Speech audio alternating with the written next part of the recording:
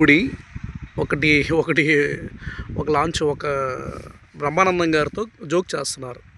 వాళ్ళ అబ్బాయిని మీ బ్రదర్ అండి అంటున్నాడు గౌతమ్‌ని.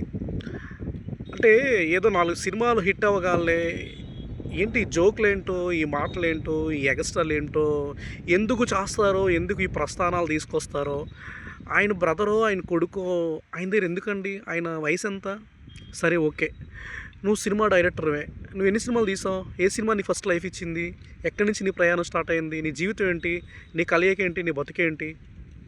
ఇవన్నీ నేర్చుకోండి. ఎందుకంటే ఆ బ్రహ్మానందం గారు అనే వ్యక్తి కష్టాన్ని నమ్ముకొని, కన్నీరు చుక్కని నమ్ముకొని, బాధని, ఆవేదనని నమ్ముకొని, ఆయన ఏదో ఈరోజు కష్టాన్ని నమ్ముకొని ఒక స్థాయికి వచ్చిన తర్వాత ఆయన మనసు పెట్టి సాధించుకునే గౌరవం ఏంటంటే ప్రజల్లో బ్రహ్మానందం గారిని చూస్తే చిరునవ్వులు వస్తాయి, బ్రహ్మానందం గారు చూస్తే ఆనందాలు వస్తాయి, బ్రహ్మానందం గారి సినిమాలు ఉంటే జోకులు వస్తాయి అని ప్రజలు ఆయన మెచ్చుకోవడం, ప్రజలకి ఆయనకు వచ్చిన అంత పెద్ద గౌరవం ఏంటంటే శ్రీరామ రక్ష. అదే ఆయనకి ఆశయాలు. ఆయన్ని ఈయనొచ్చి అనిల్ రావుపూడి వచ్చి ఆయన మీ అబ్బాయా, మీ ఫ్రెండా, అవన్నీ ఎందుకండి? మనం స్థాయి ఏంటి, మన క్రియేషన్స్ ఏంటి, మన ఆలోచన ఏంటి? డైరెక్టర్ అనేవాడు నెమ్మదిగా ఉండాలి, కూల్గా ఉండాలి, నీట్గా ఉండాలి, నీతితో ఉండాలి, నిజాయితీగా ఉండాలి. ఏదో ఒక సినిమా హిట్ అయింది కదా అని అన్ని సినిమాలు హిట్ అయిపోవు. అలాగే రాజమౌళి దేవుడి కోసం ఒక విషయం మాట్లాడాడు. రాముడు ఎవడో తెలియదు, ఆంజనేయ స్వామి ఎవడో తెలియదు అంటే అహంకారం తల మీదకి ఎక్కితే ఏమవుతుందో తెలుసా? నీకే కొట్టేస్తుంది ఏదో రోజు. ఇంకొకటి, మారుతి జూనియర్ ఎన్టీఆర్ వార్ సినిమాలో కాలర్ లేపాడు.